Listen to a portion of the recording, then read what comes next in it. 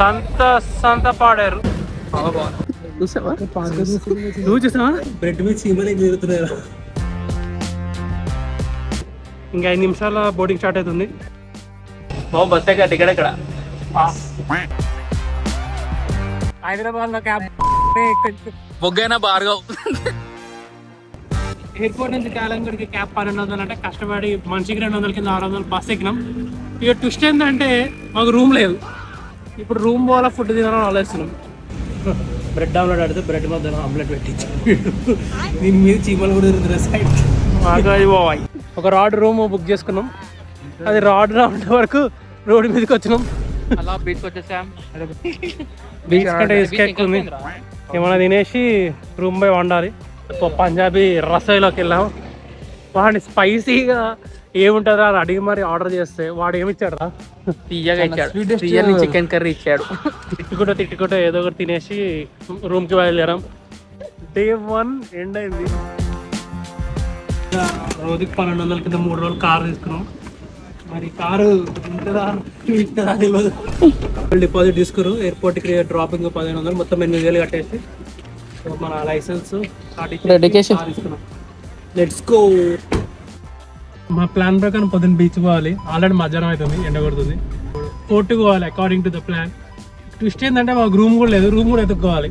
ఆ రూమ్లో ఉంటే వారా 3 రోజులు. ఈ జైల్ మ్యూజియం చూద్దాం అనుకున్నాం. పాపలు కూడా బాగున్నారంట. వచ్చేసాం అగోడా ఫోర్ట్. అక్కడ పెద్ద లైన్ ఉంది. మేము పక్కకి వెళ్ళి ఒక QR స్కాన్ చేసుకొని వచ్చేసాం. సెట్ చేసాం అట్లా. చూసావా నువ్వు చూసావా? ఇది ఈ విషయం ఎవరికి చెప్పక. ఫోర్ట్ సంగతి ఏమో కానీ ఫోర్ట్ అయితే బాగుంది.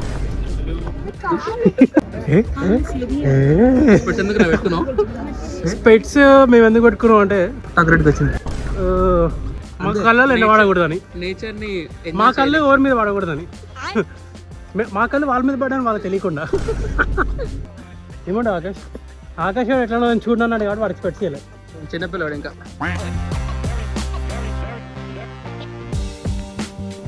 ఈ అభిషేక్ గారు తీసుకున్న రూమ్ కంటే వీడు లేట్ చేసి రాడ్ చేసాడు.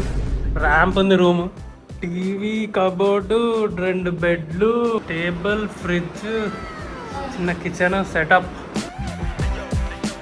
ఆ రూమ్ ఉండి మంచి ఫేమస్ ఫిష్ ఫ్రై అంటే వీడు ఫిష్ హౌస్ అని చెప్పిండు.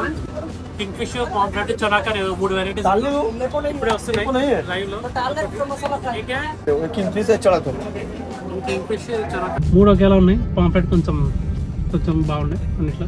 టమాటా పచ్చడి పెట్టింది టేబుల్ మీద. తినుకుంటా నాకుంటే కంప్లీట్ చేస్తాం ఎట్టకెళ్ళకి. బిల్ అయితే 900 అయింది. వర్త్ అయితే కాదు, పెద్ద బొక్కే గుడ్డిగా కొత్త పూటి నమ్మకండి గాయస్.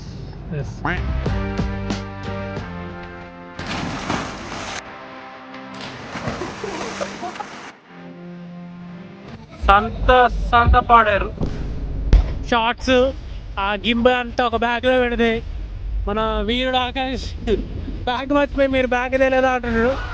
బీచ్ లో మనం రాగానే వాడు కూడా వచ్చి అలలు హైట్ పెరుగుతున్నాయని చెప్పి బీచ్ లో దిగతున్నాడు.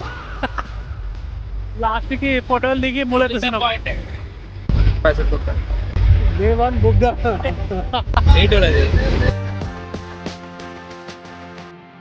మేము ఈరోజు సినిమా పోదాం అనుకున్నాం.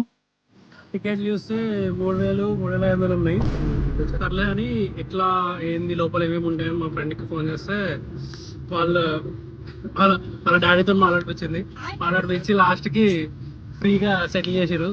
10,000 సేవ్ అయ్యాయి. ఇప్పుడు లోపలికి వెళ్ళి అక్కడ ఫుల్గా ఎంజాయ్ చేసి తినేసి ఇంకేమన్నా డాన్స్లు ఉంటాయంటే అవన్నీ చూసేది. ఇక మనం ఏమన్నా బెట్టింగ్ చేసి అదృష్టం అంటే ట్రిప్ పైసలు మొత్తం వెనకాల తీసుకురావడానికి ప్లాన్ చేసాం. దురదృష్టం అంటే ఉన్న పైసలు అన్నీ అన్న వీక్తే.